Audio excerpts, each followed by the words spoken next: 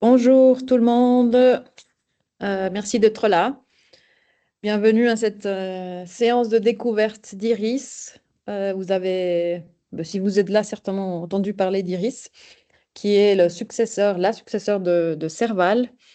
Nous allons vous présenter un petit peu le programme, le projet Servalix, et puis vous faire une petite démonstration de l'outil. J'ai Tevan ici en face de moi qui fera les démonstrations l'outil. Mais avant de faire la démonstration, on voulait un peu mettre en contexte euh, qu'est-ce qu'Iris, qu'est-ce que le programme Iris, qu'est-ce que le projet Servalix, avant de vous montrer ce qui existe déjà et les choses à venir. Donc, moi, je vais d'abord partager mon écran, donc je ne verrai pas s'il y a des mains levées. Pour tout ce qui est des questions, je pense qu'on peut faire, on ne s'est pas mis d'accord, mais est-ce qu'on fait plutôt, si vous avez des questions, vous levez la main. Et si on voit qu'il y a trop de questions, on les laissera peut-être à la fin pour les faire tout à la fin. On enregistre cette séance, comme ça on pourra la mettre à disposition aussi des personnes qui ne pouvaient pas être ici aujourd'hui.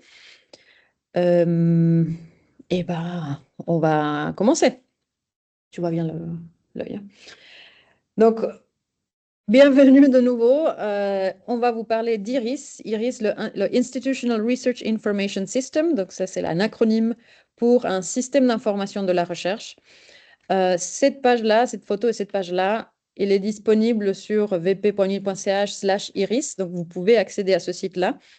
Vous pouvez également vous abonner si vous ouvrez ici à côté. Et puis, vous allez recevoir des notifications, des nouvelles quand on les publie dans ce site-là.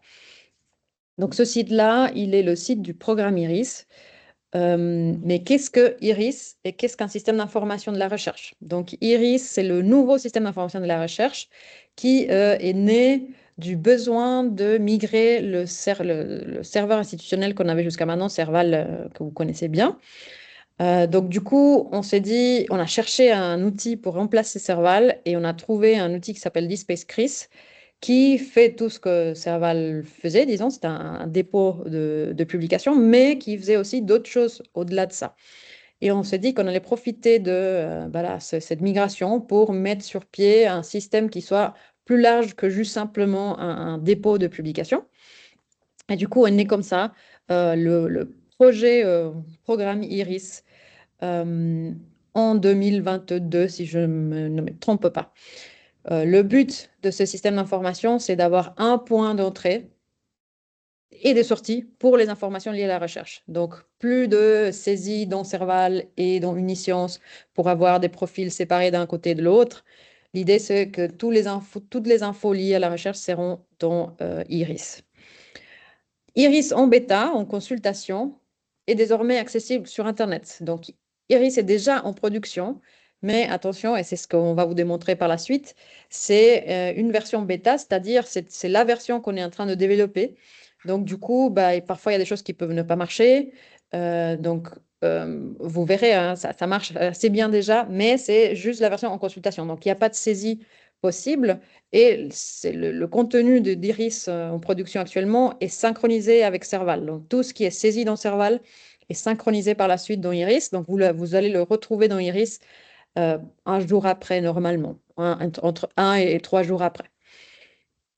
Donc, quels sont les objectifs d'Iris? On aimerait soutenir et améliorer l'écosystème de la recherche en fournissant justement une plateforme centralisée pour gérer et donner plus de visibilité aux données, aux informations liées à la recherche.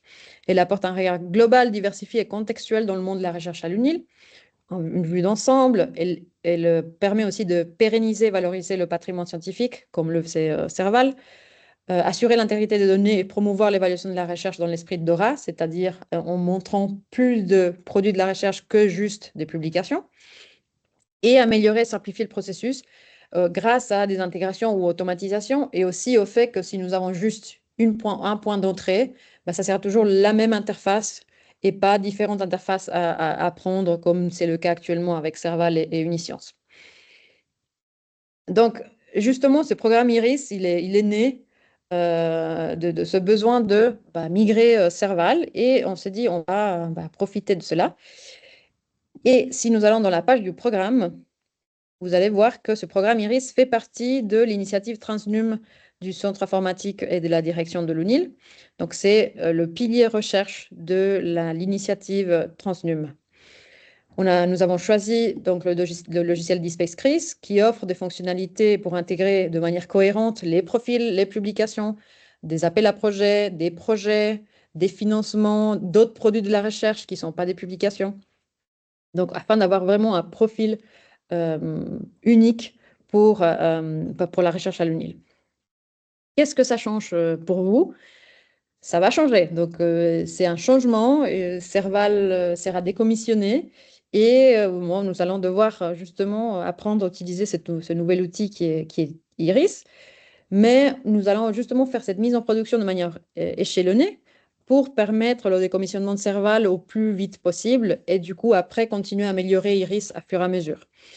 Donc, ça changera qu'il y aura un guichet unique. Donc, pour saisir et pour consulter, ça sera tout dans Iris et plus de manière décentralisée. Évidemment, ce sera une nouvelle interface. Donc, il faudra apprendre cette interface, mais une fois que cette interface elle est apprise, bah, le reste de fonctionnalités vont s'ajouter à la même interface. Une intégration avec Compatience, qui est un outil de visualisation sémantique des savoirs, qui devrait venir plus ou moins en même temps que la mise en production définitive de Iris. Et bien sûr, l'intégration avec votre profil ORCID, comme c'est le cas déjà avec Serval. Ce qui ne change pas, bah, c'est une bonne visibilité des informations, une gestion centrale, des besoins métiers. Donc, il y a une équipe au niveau central, que ce soit au service de la recherche ou au centre informatique, qui développe cet outil-là en concertation avec les facultés par le biais de sa commission consultative, mais qui, évidemment, nous écoutons et nous comprenons les besoins métiers. La feuille de route, qui, j'imagine, intéresse aussi à tout le monde ici. Donc, la feuille de route Iris est dans l'état actuel, celle-ci. Elle peut changer selon les impératifs techniques. Pour le moment, donc, on a le premier projet du programme Iris et le projet des publications, et celui-là qui est marqué en rouge, qui est le projet qui s'appelle Servalix à l'interne. C'est le projet de migration de Serval et décommissionnement de Serval. C'est celui-là qui nous occupe actuellement et qui va nous occuper jusqu'à à peu près la mi-2025. À ce projet-là s'ajoutent d'autres projets pour améliorer et augmenter les données, les informations qui sont stockées dans Iris. Donc, le projet Profil chercheur qui viendrait remplacer Uniscience, le projet financement appel à projet qui viendrait ajouter une base de fonds de financement de la recherche, de projets de recherche et d'appel appel à projet de recherche aussi.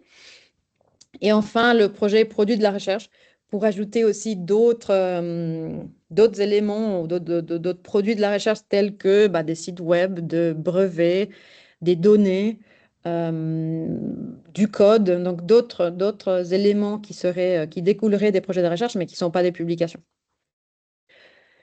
Et donc, du coup, à partir de 2026, une fois qu'Iris sera en production complète, c'est à ce moment-là qu'on va commencer à développer les besoins qui seront identifiés dans ces 3 projets que j'ai cités. Et Iris continuera à évoluer au fil du temps.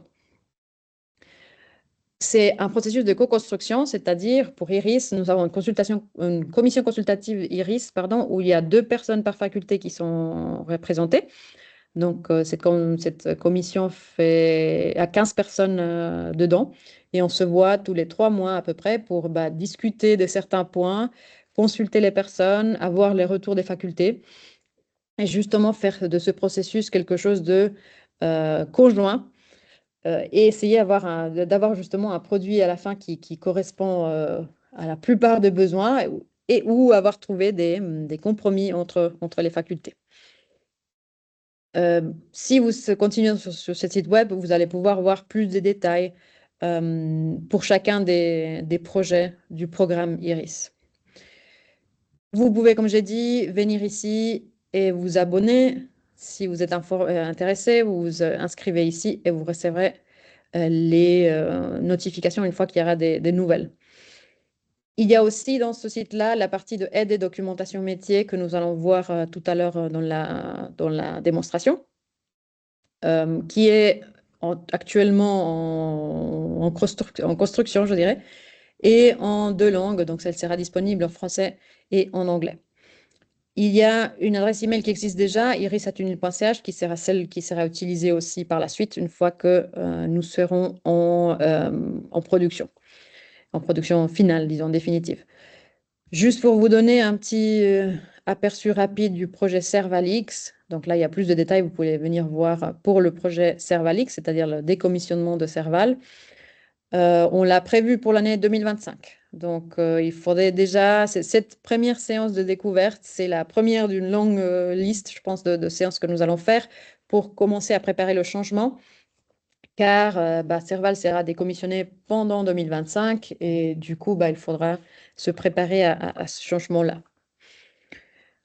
Donc, s'il n'y a pas de questions, je pense que nous pouvons passer déjà, je vais arrêter le partage, à la démonstration. N'hésitez pas à lever la main si besoin.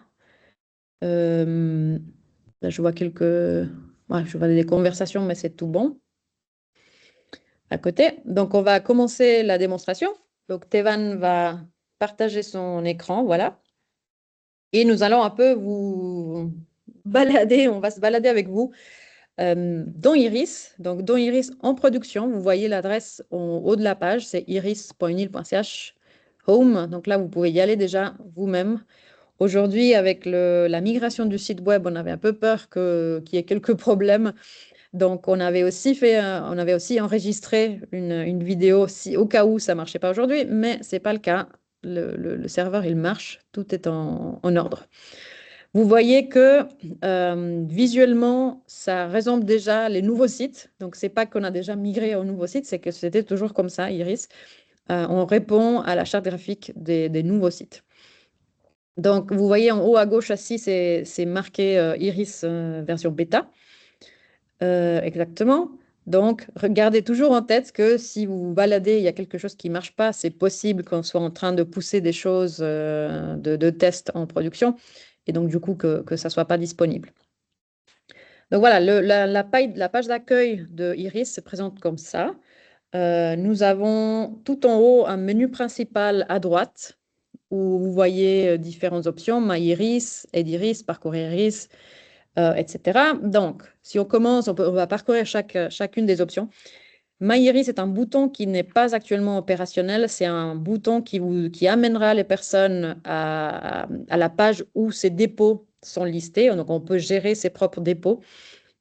Mais puisqu'il n'y a pas de connexion possible actuellement, ce bouton-là, il ne marche pas. Si vous cliquez là, il n'y aura rien qui va se passer.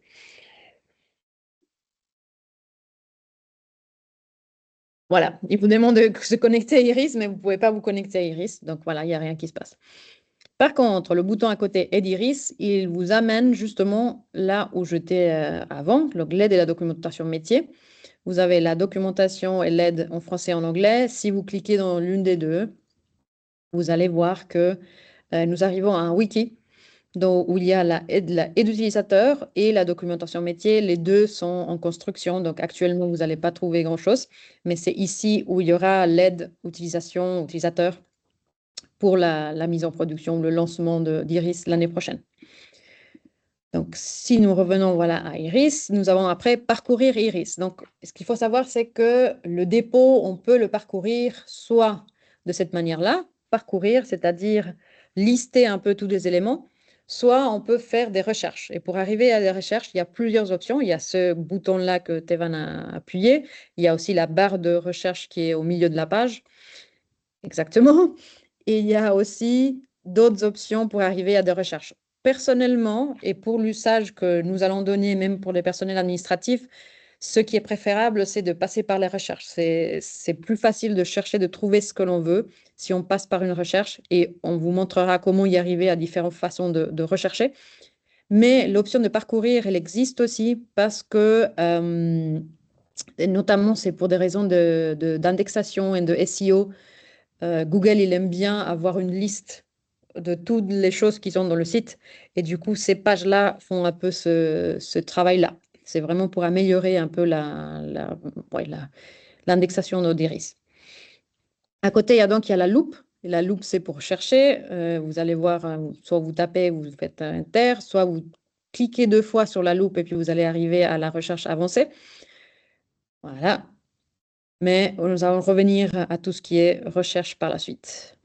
Le petit monde à côté, c'est pour changer la langue. Donc, Iris est bilingue. Il existe en français et en anglais. Voilà. Nous l'avons ici aussi en anglais. Et puis, le bouton d'à côté, c'est le bouton de connexion qui actuellement ne fait rien. Donc, vous voyez, il n'y a aucune option puisqu'il n'y a pas de connexion possible en production. On va revenir en français. Voilà, donc ça, c'est le menu principal d'Iris. C'est pas impossible que ces éléments-là changent de nom, disons, avant la mise en production définitive, mais les objectifs ou les applications seront les mêmes. Ensuite, nous avons le menu secondaire, qui est le menu qui est en bas, qui est accueil, personne, publication, unité et périodique.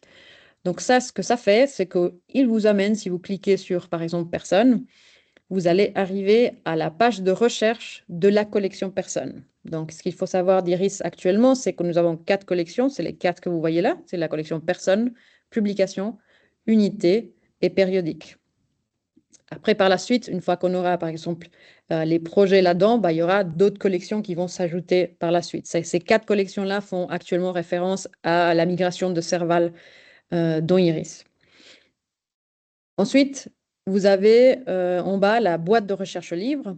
Voilà, là, vous pouvez taper n'importe quoi et vous allez arriver à la recherche, à la page de recherche centrale. Tandis que si vous cliquez sur les 4 options d'en haut, personne, publication, unité, périodique, vous arrivez à la page de recherche de la collection en question. Donc, voilà, si vous savez que vous voulez chercher dans les personnes, vous allez directement dans personnes. Ou bien, si vous n'êtes pas sûr, vous utilisez le système de, voilà, la boîte de recherche centrale et vous allez arriver justement à un résultat qui vous montre à la fois une personne comme Tevan tout en haut et aussi les publications qui ont Tevan quelque part dans les métadonnées. Donc, c'est à vous de voir comment vous voulez faire vos recherches. Ensuite, au-dessous, nous avons les icônes de collection. Donc là, c'est les mêmes 4 collections dont j'avais parlé avant, personne, publication, unité et périodique, et le nombre d'éléments ou d'items qui font partie de ces collections-là. Donc actuellement, nous avons 23 777 personnes pour 205 000 publications, 540 unités et 9 000 périodiques. Les périodiques, après, on va aller visiter en détail les notices des périodiques et on va vous expliquer qu'est-ce que ça veut dire exactement un périodique dans Iris. Si on continue à défiler vers le bas, nous avons la boîte J'ai besoin de qui est destinée un peu à aider la navigation et l'utilisation d'Iris. Donc, compléter mon profil, là, nous allons aller de nouveau vers l'aide utilisateur. Consulter les statistiques au milieu, elle n'est pas encore disponible parce que les statistiques ne sont pas encore activées. Et même quand elles seront activées, elles seront probablement stockées quelque part ailleurs. Et donc, du coup, ce carré-là va vous amener à cette page où il y a les statistiques consolidées en dehors de l'outil. Et ensuite, découvrir la recherche, ça va vous amener à parcourir, à l'option parcourir que nous avions vu au début. C'est par publication, oui. Nous arrivons à parcourir par publication. Donc, si nous revenons à l'accueil et on finit de regarder la page d'accueil, nous avons les ajouts récents. Donc, ça, c'est vraiment les dernières publications qui ont été ajoutées au dépôt. Et si on continue à descendre, nous avons le bas de page avec le copyright et les informations légales. Vous pouvez cliquer sur les informations légales et vous allez avoir toutes les infos concernant l'utilisation d'Iris ici, dans le pied de page. Donc voilà, maintenant on a vu toute la page d'accueil, on peut aller plus en détail dans chacun des menus ou des options. Donc commençons donc par parcourir. Donc on peut commencer par parcourir par publication. Donc je pense qu'on ne fera pas les 3, mais vous voyez cette manière de se balader dans Iris est celle de dire on liste toutes les publications et après on peut parcourir par différentes options. Là actuellement on a par dépôt récent. Mais on peut aussi changer par auteur à côté. Et là, vous allez voir que ça prend un petit moment parce qu'il faut que l'outil liste tous les auteurs qui existent et qu'il nous le mette sous forme de liste cliquable. Donc, ça prendra un petit moment, mais ça marche normalement. La dernière fois qu'on avait testé, ça a marché. Je profite pour boire de l'eau. Ouais, puis je profite de meubler vu que tu parles toute seule et puis que c'est pas toujours tout simple de tenir le micro. Effectivement, peut-être sur les gens, c'est de dire que quand ça, on fonctionne, les plus bien les index, donc ça s'affichera beaucoup plus vite. Donc, il n'y a pas de souci de ce côté.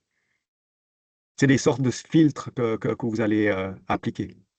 Voilà, ils sont là. Et du coup, vous voyez, il y avait 23 000 pages de filtres, de noms de personnes. Donc, c'est pour ça que ça prend un petit moment. Et c'est pour ça que c'est pas très pratique, comme je dis, de se balader par cette option-là. Mais elle existe. Après, si vous changez date de publication, donc là, vous pouvez parcourir par date. Et ici, vous avez le choix en bas de dire de quelle année à quelle année. Par exemple, 2033, on a des publications du futur. Par exemple, les publications de mars 2024, je pense que tu as choisi. Voilà. Et du coup, là, on a les 400 publications parues en mars 2024. Si on continue, nous avons par mots-clés. Donc, les mots-clés, même chose, ça va prendre un petit moment parce qu'il doit... Ah, c'était plus rapide. Donc là, il y a vraiment 193 000 mots-clés, 194 000 mots-clés disponibles. On peut aussi chercher un mot-clé dans la boîte météoristique, par exemple. Mhm. Voilà. Et donc, nous trouvons, par exemple, le météoristique GPU en bas à 16. Si on clique là, ben, on arrive aux 16 publications qui ont ces mots-clés-là. Donc, c'est intéressant, mais vous verrez qu'après, par la recherche, c'est un peu plus simple de faire, de trouver ce que l'on cherche. Titre, la même chose. Nous avons 205, 596 titres, c'est-à-dire 205, 596 notices, parce que chaque notice a un titre différent. Donc, nous avons énormément de choix ici. Et ensuite, si tu vas par type, la dernière, bah, là, c'est le bug qu'on a trouvé. Donc là, on a un bug qui nous affiche à la fois les types et les orgunites. Donc ça, c'est quelque chose qu'on a repéré et puis qu'on a remonté pour corriger. Mais en principe, on aura juste la liste de types. Et par exemple, si on veut savoir book part, un chapitre. Donc là, ici, on a les 396 chapitres qui sont disponibles dans Iris. C'est la même chose pour les personnes et les unités. On va très vite juste passer par les personnes et les unités. Même pas encore. Ici, on a les dépôts récents. Donc, ça, c'est les nouvelles personnes qui ont été créées. Ça peut être aussi par unité ou par nom. On peut disons, organiser ou afficher par unité si tu cherches service de la recherche, par exemple, ici. Voilà, on en a deux. Puis tu cliques sur celui-là de 5. Donc voilà, on a les personnes qui sont ici. Donc, y compris moi-même et Tevan. Donc, même idée. Et puis par unité, c'est la même idée. Oui, pardon, le Et nom peut-être aussi. juste rajouter un point, si tu me permets, Michaela, c'est vrai que côté dépôt récent, ça n'a pas d'intérêt pour vous, mais je reprends un argument qu'avait avancé Michaela, c'est celui de l'indexation du site qui est important. Il faut que pour les moteurs, ça change, et puis que les moteurs de recherche web, et c'est important d'avoir cet onglet qui est peut-être moins parlant pour vous et moins pertinent, mais c'est vraiment important de l'avoir pour ce référencement. Merci. Et puis, si on finit par unité, ça va charger. Voilà. Et ici, nous avons les unités de l'université. On peut chercher par nom, même chose. Essai, histoire, ouais, sciences informatiques. Voilà. Et on arrive à l'unité centre informatique. Là, on ira voir les détails de la notice plus en avant. Donc voilà, ça c'est la fonctionnalité parcourir. Là, comme on le sait, on est en train de regarder Iris en consultation seulement. Donc vraiment, on vous montre ce qu'on peut faire avec en lecture, mais pas en écriture. Donc, on peut parcourir et on peut rechercher. Rechercher, comme j'ai dit, c'est pour moi, je préconise de passer par la recherche pour trouver des choses dans Iris. Et on peut y arriver si vous savez dans quelle collection, vous cliquez sur une des collections et vous arrivez à la recherche qui est dédiée à cette collection-là. Oui. Ou bien vous faites aussi une recherche centrale, soit ici dans la boîte centrale, soit dans la petite boîte en haut. Exactement. Et puis vous lancez la recherche et vous arrivez au résultat global. Ça, c'est les résultats globaux, hein. Donc vous voyez, il y a les types, les entités qui sont mélangées. Ensuite, restons dans la recherche globale. Donc, tu peux faire chercher quelque chose ici. Voilà. Ce que vous avez, une fois que vous avez lancé la recherche, à gauche, vous voyez comment vous pouvez afficher les résultats, soit en liste, soit en forme de carte. Vous voyez que en forme de carte, c'est vraiment pas pratique pour le parcourir. Donc, on revient au format liste. Voilà. Et puis, vous voyez aussi que les résultats sont... Oui, non, ça, je ne vais pas faire, mais vous voyez déjà que c'est soit des personnes, soit des publications, soit d'autres entités. Il y a les autres entités, il y a les journaux et les organites. Il n'y a pas d'organites ni des journaux qui s'appellent Michaela. Donc, du coup, vous ne voyez pas ici ces autres deux entités. Mais vous les reconnaissez parce qu'il y a soit le petit bonhomme qui s'affiche à gauche au lieu de quand c'est une personne. Ce petit bonhomme, il faut dire, il peut être modifié. Donc, quand on aura la saisie qui est ouverte, on peut mettre sa propre photo. Donc, on teste, Tevan et moi, nous avons nos photos plutôt que le bonhomme. Et le bonhomme, c'est celui-là par défaut. Mais aussi, vous voyez une pastille à côté qui dit personne, là où Tevan a marqué personne. Et en bas, c'est marqué publication. Donc là, ça vous montre facilement quel type d'entité vous êtes en train de regarder.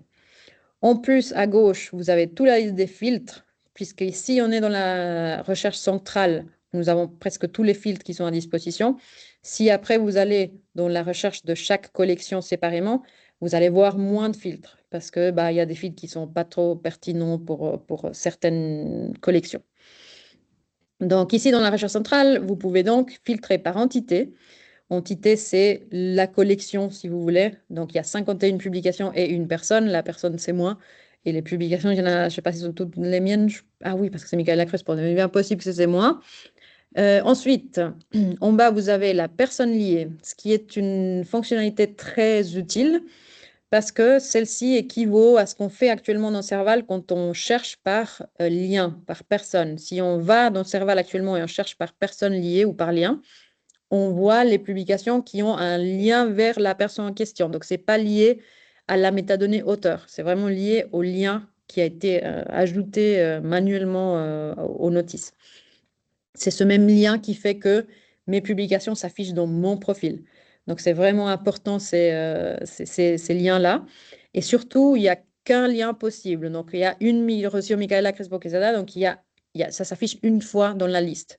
Par contre, si vous allez dans l'option auteur en bas, l'autre filtre auteur, vous allez voir qu'ici, il y a plusieurs Michaela. Parce que dans les métadonnées, ça apparaissait pas de la même manière. Il y avait une Michaela Crespo-Quesada, 25 Michaela Crespo-Quesada et 8 M. Crespo-Quesada. Alors ça, on peut rien faire. Ça, c'est le fonctionnement de filtre est correct. C'est-à-dire, il va chercher dans les métadonnées et il va afficher les différents noms d'auteurs qui existent. Si l'auteur a utilisé des noms différents, ça s'affiche différemment ou séparément, même si c'est la même personne. Nous ne pouvons pas consolider ça en une personne parce que nous ne pouvons pas être sûrs que M. Crespo-Quesada, c'est la même personne que Michaela Crespo-Quesada. Par contre, avec la personne liée, on est sûr que c'est une personne parce que c'est un lien, une personne. Si on descend vers la date, là, nous pouvons filtrer les résultats par période. Donc, même chose. Entre 2020 et 2020, par exemple, toutes les publications de 2020, ça fait 3. Encore plus bas, le type. Hop. On revient.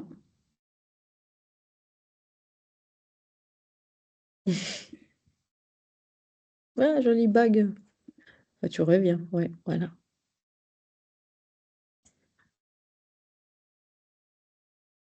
Voilà, on a le type. Là, nous avons les différents types de publications. Ça, là, c'est vraiment pour les publications. Donc, on a les articles de revue, autres, rapports, parties de livres, éditoriales, etc. Ensuite, nous avons les périodiques en bas. Ça, c'est le nom des revues où les articles ont paru. Encore plus bas, avec documents. Donc ça, c'est un filtre très utile parce qu'il vous sépare les notices qui ont des documents attachés à ceux qui n'ont pas de documents attachés. Ensuite, nous avons la langue, anglais et français. Les mots-clés, là, il y aura plus d'options. Par exemple, il y a toujours l'option de taper les mots-clés dans la recherche. Le souci avec ça, c'est qu'il faut que ça soit, par exemple, si tu mets Access sans faire Enter, il devrait nous montrer, il n'y en a pas. Ah oui, voilà. Donc là, on peut choisir les mots-clés, mais il faut qu'ils soient exacts. Donc si on met juste Access et on met Enter après Access, sans compléter, voilà, il n'y en a aucun parce qu'il n'y a aucun mot-clé qui est juste Access. Donc du coup, c'est un peu, il faut vraiment commencer à taper et puis laisser l'outil proposer les mots-clés qu'il connaît. Voilà, nous avons 2 avec ces mots-clés-là, que j'ai mal saisis apparemment parce qu'il y a des virgules. Ensuite, on a les unités. Les unités, c'est les org-unités ou les unités de l'université qui sont dans les liens de chacune des publications ou de chacun des éléments.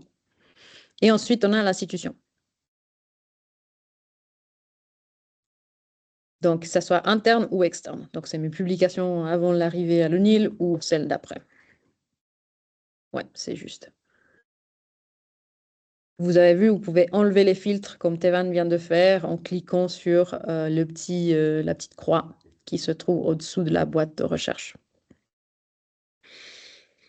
Exactement. Donc après, ça, c'est les filtres. Et donc là, dans la recherche globale, c'est l'endroit où il y a le plus de filtres. Ensuite, il y a aussi les paramètres. Donc en bas à gauche, il y a les paramètres, c'est-à-dire on peut trier par différents critères. Ça, c'est par titre, par date de publication ou par date de dépôt. Des dates de dépôt, c'est-à-dire c'est la date à laquelle la notice a été ajoutée dans Iris. Voilà. Une chose intéressante, ah oui, pardon, on peut changer le nombre de notices qui sont affichées par page et on a limité à 40. Donc normalement, ça pouvait aller un peu plus loin, mais ça prenait beaucoup trop de temps à charger. Donc on a trouvé que 40 était un bon nombre. Ça permettait d'avoir une bonne performance, mais pas au-delà de 40. Vous avez aussi le bouton réinitialiser les filtres. Là, on n'en a pas parlé, mais celui-là, il vous efface aussi tous les filtres que vous aviez choisis. Ensuite, tout en bas, si vous allez tout en bas encore une fois, vous allez voir que voilà, il y a le nombre de pages à parcourir disponible. 1, 2, ça c'est tout à fait standard pour parcourir vos recherches. Une chose très sympathique dans Iris, c'est que dans la recherche générale, si on faisons juste une nouvelle recherche générale, on peut chercher par nom du champ. C'est-à-dire, par exemple, voilà, Tevan vient d'écrire d'ici.identifier.pubmedid, 2 petits points étoiles. Ça veut dire qu'on cherche les notices qui, dans ce champ-là, DC identifier PubMedID, ont une valeur n'importe laquelle. Donc, ça veut dire qu'il y a 84 237 notices dans Iris qui ont un PubMedID renseigné. Vous allez vous demander, mais comment je sais le nom des champs pour aller chercher comme ça? Donc, on va vous montrer tout à l'heure quand on va parcourir une notice en détail. Mais sachez qu'une fois que vous savez quel est le nom du champ que vous cherchez, vous pouvez venir dans la recherche et, par exemple, utiliser aussi des booléans. Vous notez and DC identifier was, c'est-à-dire c'est les notices qui ont un PubMedID et un numéro was à la fois. Et si vous cherchez ça, vous allez trouver qu'il y a 67 763 notices dans Iris qui ont à la fois un PubMedID et un numéro Web of Science. Donc, c'est assez versatile et ça vous permet de trouver soit des notices qui ont une valeur enseignée avec une étoile, soit qui ont une valeur spécifique. Vous pouvez aussi taper un numéro après le PubMedID, par exemple. Mais là, si on met n'importe quel numéro, on va rien trouver. Mais vous pouvez aussi chercher quelque chose, disons une valeur précise dans le champ. Ensuite, je pense que nous pouvons passer au détail de notices. Donc, nous allons parcourir des notices d'une personne pour commencer. Donc, nous pouvons aller soit la mienne ou la tienne, Thévan, comme tu veux. Voilà, donc là, on a trouvé la personne Thévan et on rentre dans sa page. Ça, c'est le profil chercheur de Thévan. Vous voyez qu'il y a son nom de famille, son prénom, sa filiation, donc l'unité à laquelle il appartient, et son numéro ORCID. Vous voyez aussi que la filiation principale est un lien. C'est-à-dire que si vous cliquez sur service de la recherche, vous allez être dirigé vers la page du service de la recherche. Nous allons voir les notices Orgunit après. Mais tout ce qui est bleu comme ça, c'est des liens qui vous mènent à d'autres éléments du dépôt. Ensuite, en bas, nous avons les publications. Donc là, on voit les 23 publications qu'il a à disposition. À gauche, vous voyez des filtres qui sont spécifiques pour les personnes, qui font du sens pour les personnes. Et les paramètres sont plus ou moins les mêmes que nous avons vus avant. Auteurs de nouveau, les auteurs, ils peuvent être deux fois, plusieurs fois renseignés. Oui, nous pouvons afficher plus ou afficher moins aussi. Date, de nouveau, pour filtrer par date. Par type. Par périodique. Et s'il y a des documents ou pas. Voilà, ça c'est une page personne, actuellement pas très nourrie, mais par la suite, quand nous aurons les projets par exemple ou les financements, bah, il y aurait d'autres onglets à côté de publication où on verrait funding ou projet de recherche ou d'autres produits de la recherche ou enseignement par exemple. Donc il y aura d'autres onglets qui vont venir s'ajouter à celui-là de publication. Par exemple, comme dans le cas des orgunites, si on clique sur celui-là du service de la recherche, on peut regarder ici. Donc, on arrive à la page d'une orgunite. Dans ce cas-là, vous voyez, il y a déjà deux onglets, celle de personnes et celle de publications. Donc, avec les personnes, vous trouvez les personnes qui sont liées à cette orgunite, à cette unité. Et si vous cliquez sur publication, vous voyez les publications qui ont des liens vers cette unité également. Donc ici, c'est un peu une page, une vitrine de chaque orgunite, avec à la fois les personnes et les publications qui leur appartiennent. Tout en haut, vous voyez, c'est marqué quel type d'institution c'est. Pour le moment, nous avons que des orgunites internes, donc toutes sont internes. Vous voyez l'acronyme, le type d'unité. Là, il s'agit d'une unité de recherche, mais après, il y aurait des facultés si vous allez plus en haut. Et la date de fondation, la ville, le pays et le permalien. Donc, le permalien, c'est important. Quand vous partagez des liens vers Iris, c'est important d'utiliser les permaliens. Là, si vous ouvrez dans un nouvel onglet et vous cliquez ce lien-là, vous voyez que vous arrivez à la même page sans risque que votre URL soit faux ou cassé. Si vous cliquez sur secteur commun, c'est peut-être pas le bon exemple ici, mais voyons par exemple, allons à Université de Lausanne. Voilà. Et puis nous allons dans le FDCA par exemple. Et puis dans FDCA, on descend ici et on va à l'IDEAP, juste pour vous montrer en fait la logique. Donc là, on est dans l'IDEAP comme unité. Vous voyez qu'à l'intérieur de l'unité IDEAP, ici, on a trois onglets parce qu'à l'intérieur de l'IDEAP, il y a encore d'autres unités. Donc, par exemple, le management de l'information, finances publiques. Donc, ça, c'est des unités qui sont à l'intérieur de l'IDEAP. Il y a des personnes qui sont rattachées à l'IDEAP, 35, et puis des publications normalement qui sont aussi liées à l'IDEAP. Par contre, si vous remontez, vous allez à l'unité parente FDCA, vous voyez maintenant que la FDCA, c'est marqué comme faculté. Type ici, c'est marqué faculté. Et ensuite, l'unité parente de la faculté, c'est l'Université de Lausanne complète. Donc, si on va vers l'Université de Lausanne, ben, on arrive et on voit que l'unité parente, il n'y en a pas. C'est vraiment la racine de l'organisation. Là, si on descend, on voit justement quelles sont les facultés. Il y en a 9 parce qu'il y a les 7 facultés.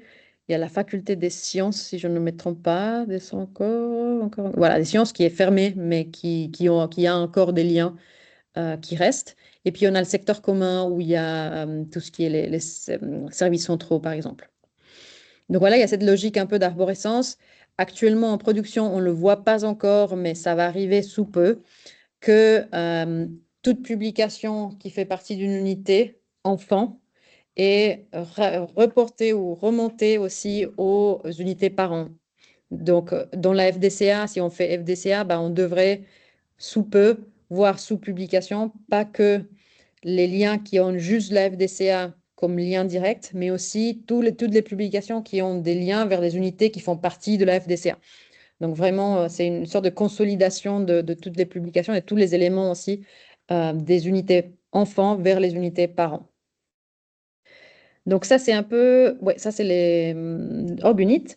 On peut regarder maintenant les périodiques, puis on laisse les publications pour la fin, un peu ce qui prend le plus de temps. Donc, qu'est-ce que les périodiques dans Iris? Les périodiques dans Iris, c'est plutôt une base de périodiques, une base de titres. On les utilise plutôt pour consolider les noms de titres qui apparaissent dans nos publications. Dans Serval, on avait un peu, chacun mettait le titre de la revue un peu comme on voulait. On profite de cette migration pour faire un peu de nettoyage, avoir juste un nom de revue et puis pouvoir faire des liens, des vrais liens vers ces objets, ces items qui sont une revue. Mais en plus, ça a le côté positif. Par exemple, si tu tapes PLOS là-dedans, on va chercher PLOS et on va chercher descendre jusqu'à PLOS ONE. Voilà. Et puis si on tape sur PLOS ONE, bah, on arrive à la notice d'une revue. Et ce qui est intéressant ici, c'est que nous voyons bah, toutes les publications qui ont un lien vers cette revue PLOS-là, 1148 dans ce cas-là. Pour des revues qui sont externes à l'UNIL, comme PLOS ou la plupart de ces revues-là, ça a un peu moins d'intérêt, mais nous voyons cette fonctionnalité ou cette option très intéressante pour les séries de publications qui sont typiques de l'UNIL, par exemple les cahiers de l'IDEAP, si je ne me trompe pas, ça s'appelait, ou le working paper de l'IDEAP ou quelque chose comme ça. C'est des séries qui sont vraiment internes à l'UNIL et qui n'ont pas, donc Serval n'avait pas facilement une page à elle-même. Bah, ici, on peut les avoir, donc on peut créer cette entité qui serait les cahiers de l'IDEAP ou comme vous voulez les appeler selon la série. Et vous pourriez avoir cette page qui est votre page à votre série avec vos publications qui vous sont liées dedans. Donc, c'est un peu un petit espace dans Iris pour ce type de publications internes à l'UNIL. Par la suite, si on entame la partie la plus intéressante, c'est les publications. Donc, on va voir une notice d'une publication. Cherchons une qui a un document. Voilà, celle-ci par exemple. En fait, non, reviens s'il te plaît au début. D'abord, j'aimerais vous parler des pastilles qui se trouvent à côté de publication. Donc, vous voyez que la première pastille à gauche vous dit l'entité du dépôt et à droite, il vous dit le contenu, il vous fait un aperçu du contenu de la notice. Si c'est marqué métadonnées seulement, ça veut dire que dans la notice, il n'y a que les métadonnées, clairement. Donc, c'est-à-dire, il n'y a pas de document qui est contenu dans la notice. Ça, c'est assez évident aussi parce que quand il y a un document, vous voyez la capture d'écran de la première page du document. Donc, c'est assez évident quand il y a des documents en accès libre, vous les voyez. C'est le cas aussi comme dans Serval, c'était pareil. Par contre, là, vous avez la pastille accès libre à côté de cette publication-là. Mais ça existe aussi, si tu encore descends, est-ce qu'on va trouver... Oui, faudrait cliquer sur un oui. Oui document, mais qui n'en est pas la première page. Voilà, celui-là. Donc celui-là, là, s'il a un document, mais on ne voit pas la vignette parce que c'est restreint. Ça veut dire c'est restreint UNIL. Qu'est-ce que ça veut dire? C'est que ça veut dire qu'on peut le voir si on est connecté à Iris ou comme on était à l'époque connecté à Serval. Actuellement, vu qu'on ne peut pas se connecter dans Iris, on ne peut pas le voir, mais quand ça sera possible de se connecter, bah, ces types de notices-là seraient accessibles une fois qu'on est connecté. Une autre chose intéressante de cette vue-là, c'est que dans cette liste-là, vous voyez qu'on liste le titre de la publication, l'année, les auteurs et en bas le type. Le type, vous voyez que c'est une liste de textes textuels là. Actuellement, c'est affiché comme ça. On a déjà fait la demande pour changer l'affichage, mais pour le moment, ça s'affiche comme ça. Et il faudrait regarder juste le dernier élément de la liste pour comprendre facilement de quoi on parle. Donc là, c'est une recension d'un livre. En bas, c'est un abstract de conférence. En haut, c'est un article voilà, un article oui, oui, de journal. Exactement. Là, vous voyez aussi que c'est même en anglais. Donc, il y a un problème de traduction aussi, mais ça, on l'a déjà repéré il y a longtemps. On a fait la demande et normalement, c'est ce qu'on verra là, c'est le nom du type dans la bonne langue et juste la dernière partie du chemin et non pas tout l'un après l'autre. Vous voyez également en dessous qu'il y a le journal et que c'est un lien. Donc, de nouveau, si vous cliquez sur European Journal of Psychology of Education, vous allez arriver à la notice de la European Journal of Psychology of Education. Et là-dedans, vous voyez qu'il y a 28 autres publications, 28 publications au total qui sont liées à cette revue-là. Donc là, c'est ce qu'on voit dans les détails. Si on rentre dans une des notices, n'importe laquelle, donc ça, c'est la vue d'une notice complète. Vous voyez à gauche, il y a tous les différents types de métadonnées. Et à droite, bah, les valeurs. Donc, dans ce cas-là, type, c'est un article, c'est une publication interne à l'UNILCHUV. Le périodique, de nouveau, c'est un lien qui vous mène vers la revue. Les auteurs sont listés et leur rôle est listé à côté. Dans ce cas-là, vous voyez que les trois sont des auteurs de la publication. Si c'était un mémoire ou une thèse, il y aurait aussi des directeurs, co-directeurs, directrices, co-directrices. Si c'était un chapitre ou un livre, vous pourriez aussi voir que c'est un éditeur scientifique ou éditrice scientifique également. Donc vraiment, là, ces rôles-là changent selon de ce qu'on a choisi au moment de la saisie. Au-dessous, le comportement est semblable à ce qui se passe actuellement dans Serval, c'est-à-dire les liens vers les personnes et vers les unités sont au-dessous, sont séparés des métadonnées des auteurs. Donc dans ce cas-là, il y a un lien vers Fabrizio Butera qui va être ouvert dans une fenêtre à part et un autre lien vers Analysa. Et ensuite, les liens vers les unités. Donc, vous voyez que cette publication-là a 3 unités dans les liens. Et de nouveau, si vous cliquez ces liens-là, vous allez arriver soit à la page des personnes en question, avec leur liste de publications, soit aux pages des unités en question, qui sont liées aussi. Donc ça, c'est assez pratique parce que ça vous permet un peu de parcourir le dépôt aussi par rapport, disons, depuis les notices. Il y a d'autres métadonnées, l'ISSN, le statut éditorial, la date de publication, volume, numéro, dernière page, ça c'est des métadonnées typiques des publications. La langue, les mots-clés sont aussi affichés de cette manière-là. Ensuite, nous avons le pays des Serval, ce qui est important ou utile, surtout pour tout ce qu'on a migré depuis Serval, c'est-à-dire on garde l'identifiant que cette notice avait dans Serval. Parce que ça peut arriver dans quelques années qu'on doive trouver une notice par l'identifiant Serval. Donc, du coup, on l'a gardé et on peut la trouver dans Iris par rapport à son PID précédent. On a une série d'identifiants par la suite. Dans ce cas-là, DOI et Web of Science. Donc, le DOI, si vous voyez, on le clique, on arrive à la page... Ah, tu l'as fermé. On arrive à la page du DOI, disons, qui pointe... auquel ce DOI pointe. Et on a aussi le permalien. Donc, de nouveau, là, le permalien important pour partager ces notices-là, les notices en dehors d'Iris. On a ensuite la date de création de la notice et on arrive au fichier. Donc, le fichier, vous voyez aussi la vignette et une série de métadonnées qui devraient se compléter par la suite. Ce n'est pas encore le cas en production, mais cette liste de métadonnées devrait être améliorée par la suite. Et ensuite, à droite, le bouton télécharger pour télécharger le document. Donc, si vous cliquez là, il y aura le PDF qui va arriver. Voilà. Donc, si vous arrivez encore un petit peu plus bas, vous allez voir qu'il y a 2 badges, Admetrix et Dimension. Donc, ces badges-là nous arrivent automatiquement par le fait que la notice a un DOI. Donc, il ne s'affiche que pour les notices qui ont un DOI.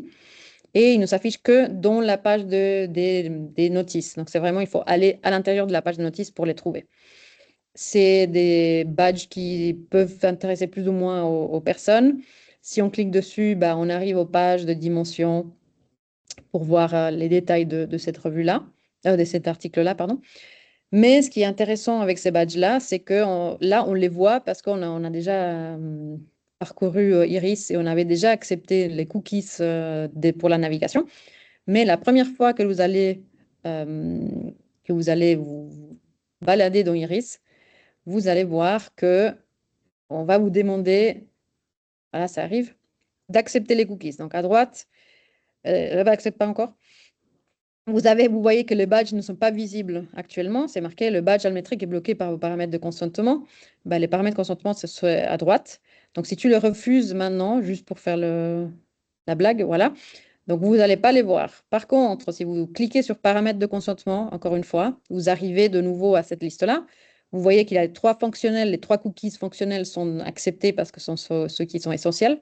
Mais les JavaScript tiers, il y a trois services. Si tu cliques sur trois services en bas, vous voyez qu'il y a Plamex, Almetric et Dimension.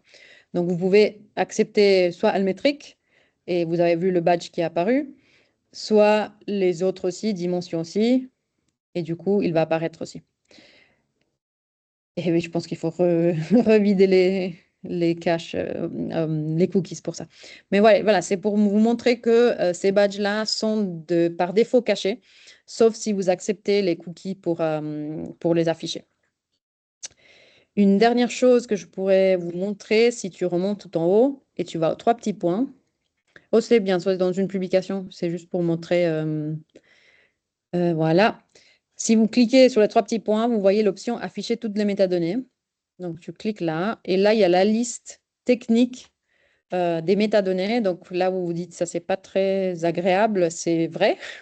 Mais vous avez les noms des champs à gauche. Donc là, quand je vous avais montré comment chercher par champ spécifique, bah, pour trouver votre champ, le champ qui vous intéresse, vous pouvez aller dans les métadonnées complètes d'un article n'importe lequel, vous identifiez le nom du champ, et après, avec ce nom du champ-là, vous pouvez retourner à la recherche générale et utiliser ce nom de champ, par exemple dcidentifier.pid, deux petits points, et normalement, on devrait avoir presque tous qui ont ça.